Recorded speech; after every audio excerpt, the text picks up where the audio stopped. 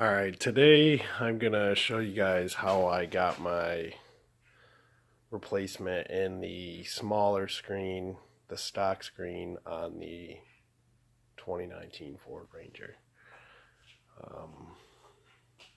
Everything works. The OBD2 sensor's hooked up.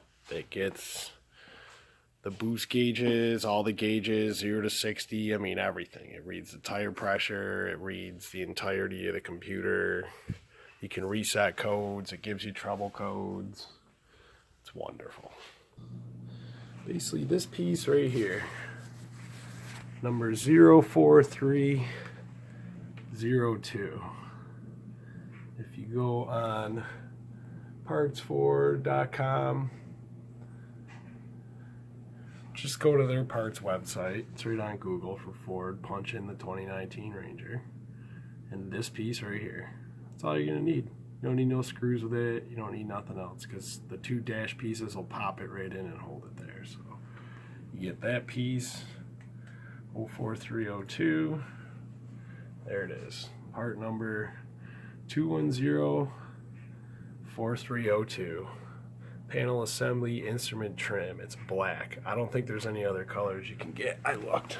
So, but that works for me because I got the XL, so there's all kinds of black trim pieces in there. So, get yourself that trim piece.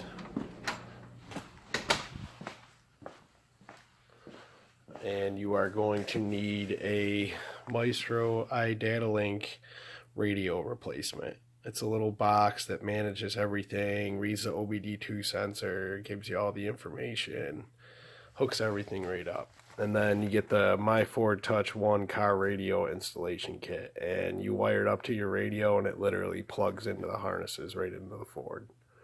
And everything lights right up. It's one. So you take your vinyl trim tool. Like I said, I got them at Harbor Freight, really cheap, couple bucks. And you're just gonna slide underneath and pop these right off. There's little clippies in there, and it's pretty stiff. It won't, you know. Just slide it under there, lift it right up.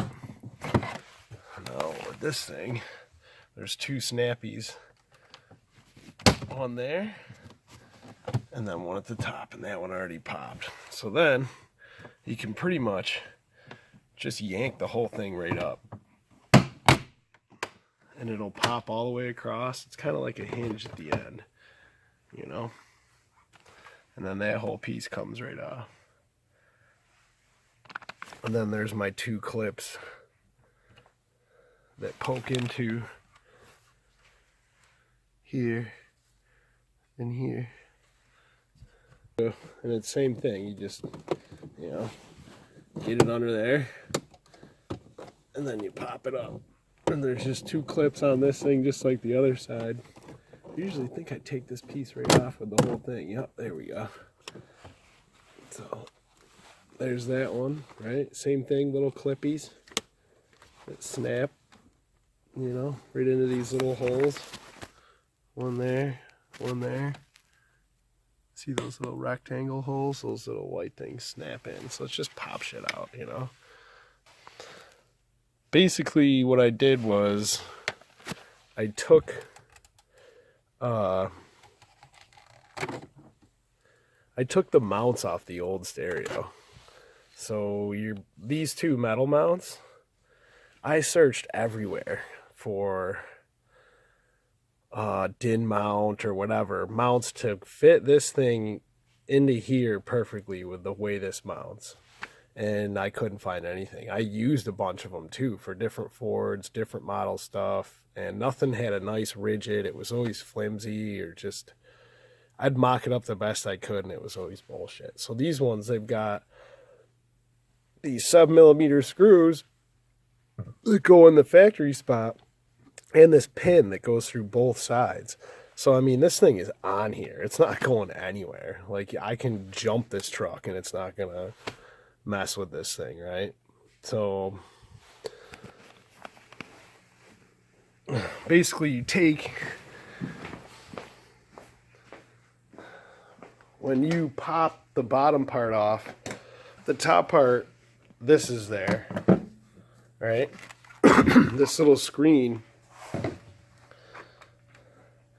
is right in the middle of this thing.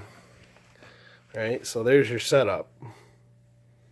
Now, so like remove the plate I just did, which is that, and then this is right behind there. And like there's little pins right there and right there that go in them same pinholes, and then a screw goes on the top, just like what's in there now. And what's in there now is the bottom one. Like when I'll show you in a second, there's another radio piece that's in there other than the screen, this one, and it has mounts on the side that have them screws. I used 2 of them in there and some other ones, but that's the mounts I took. So I just recycled the mounts off the old one, and you can put this all back. I did it too. It's really easy. You just when you put the mount back on this, you slide it back in. The 2 harnesses plug right back in, because that's what's plugged into the forward harness. So nothing changes as far as what's hooked up to the truck. You're not cutting any wires or nothing like that. This goes right back into the top part, and then this fascia goes right over the top. You slide the hazard button right under there and plug this into the other part I'll show you in a second. So what I did is that I got like this trim piece here that was around it that I just took off. I got trim stock, which is super cheap on Amazon. It's like $5 for a sheet that's like, 1.5 by 1.5. And I just used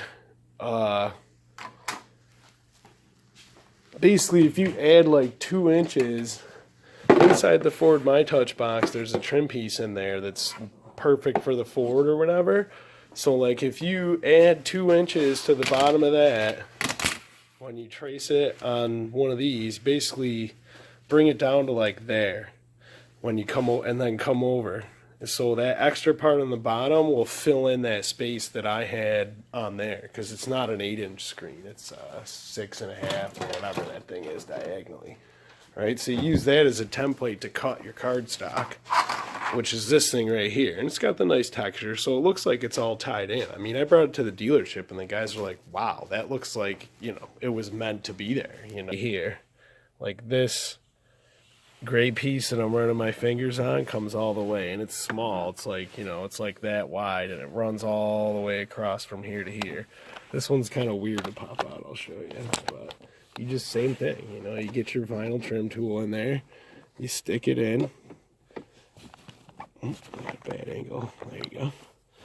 You just get your vinyl trim tool, stick it behind, start pulling and popping. The thing will pop right off, There's just those same little white tabbies in there. It seems like shit's gonna break, but it's not, just yank the fucking thing and it'll come right off. And there's ones on the side here. You're gonna pop these right off. Same crap. There's those little white tabbies, so just yank it. And there's another one over there. It's a little diamond piece or whatever. And that one's tied into the fuse panel thing. So they're like little corner pieces, right? That just slides in, rounds it off, whatever. So now you're in here. So basically this whole thing is all like 7mm wrenches. And I'm pretty sure I already got one hooked up, because I was in here a while ago. So you're going to pop these screws here. The bottom part's hooked into the other two. So you remove that screw, and then you can pull this part back. Now, this whole big empty part down here is empty now. Now, that's where this piece was, and that's where the 2 harnesses plugged in. So this is the control unit, and then there's a line that goes up and serves the this touch screen. So this piece here will tie into the bottom climate control part, which is also like a controller. So this piece and that bottom piece kind of work in concert together to control this part and feed that screen, right? So you're basically ripping everything out of there but the climate controls, and they're separate on this thing. So this is kind of where I had to do a custom, right? It was like basically that piece, and nobody makes a piece yet. I saw one in Australia where they give you a whole new piece, like the bottom piece and the top piece come with like the wiring harness, and it was expensive as hell because I mean it's a whole dash kit, right? So essentially what I did was I just really looked at it carefully and tried to pick it apart and found this piece online. Like, so these are still it's still designed to take this, but like there's a set, when you get the 8-inch screen, those two pieces must be separate, right? And then it clips into this part on the bottom or something like that.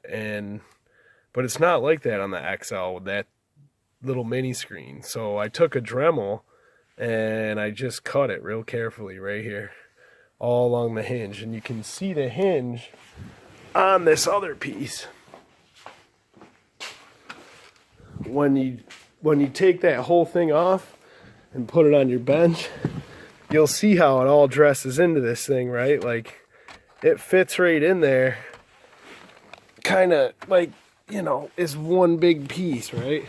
I'm trying to hold it on the side, and like that little harness plugs right into this bottom part too. So I can tie this whole thing right back together. And when I push when you push the trim piece back over, it looks exactly like it did before. You can't see it because this front piece right along here, this piece here, hangs over the top of it. So everything looks nice and sexy. And you keep this part bolted together, right? So all the buttons still work, everything, nothing falls out of here, everything's nice and tight, this little thing's ready to rock. So you pull that piece out, bring it, sit it right next to here, and you merge them back together. And you kind of have to like pull this part down when you slide it back over the top of the hazard lights, and it kind of locks it into place too, right? So it still holds it together really nice. So like cut it right along the bottom, you'll see the hinge and everything will work out perfect. So like inside of there is where you're stuffing, you know, like I got there's the Maestro box right there, right? The little RR iDataLink Maestro, that's the brains of my operation now, right? So I basically like ground the parking brake, you know, so I can watch DVDs and mess with the navigation while I'm driving. Like I don't have any nannies like you're going to get from a factory stereo, right? And like the other thing with the My Ford Touch 1 replacement for my iDataLink in conjunction with the iDataLink RR radio replacement controller is that, you know, you retain all controls of the vehicle. So it's like, and then some. Like I'm getting, you know, all the OBD2 sensor. I can put gauges on this thing that aren't accessible on the regular. You know, I can't change, I haven't really figured it out yet because there's not a Ranger flash. Like you have to flash that radio replacement for the model of your truck, and there isn't a Ranger one yet. So I use the F-150. Now that gives me access to everything, but the climate controls aren't an option. And yeah, that's as far as it goes for now. So I'm not really sure when they're going to launch it, but everything works. And I'll show you guys when I light it up. So you just flash it with the F-150, and Ford's pretty generic. So everything works like a kitten. It's wonderful.